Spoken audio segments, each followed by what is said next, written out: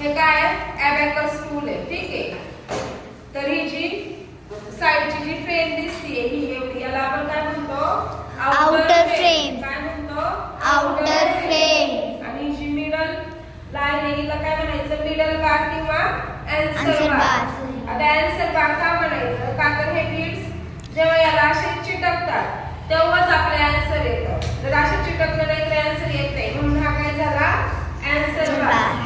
हे आन्सर बारवर जे पॉइंट दिसतात ते ब्लॅक कलरचे याला आपण म्हणतो पॉइंटर. काय म्हणतो पॉइंटर. आणि हा जो मिडल पॉइंट आहे याला म्हणायचं हाऊस House पॉइंटर. pointer. काय म्हणायचं हाऊस पॉइंटर. का हाऊस पॉइंटर हा, कारण आपण हाऊस पॉइंटर वरूनच ॲबॅकसची स्टार्ट करतो. म्हणजे ही काय झाली युनिट प्लेस, त्याच्या शेजारची टेन्स प्लेस. नंतर 100. 100 आणि नंतर 1000. कळालं.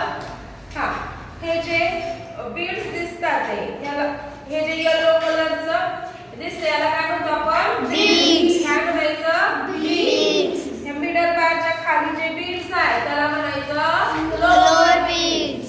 आणि मिडल बारच्या वरती Upper beads. Upper beads. समजलं. जे बीड्स ज्याच्यावर आहे त्याला काय म्हणतात रॉड. काय म्हणतात Rod. कळालं. आता पहा युनिट प्लेसचा आपण एक हे घेऊ, हे बीड्स हे घेऊ पहा.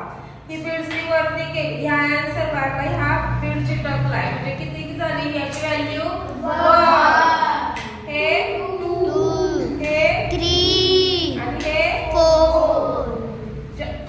आणि ही जी वरची बीड आहे याची व्हॅल्यू काय आहे 5. ही आणि ही दोन्ही मिळून काय झालं 6. 6. हे 7. हे 8. 8. हे झाले 9.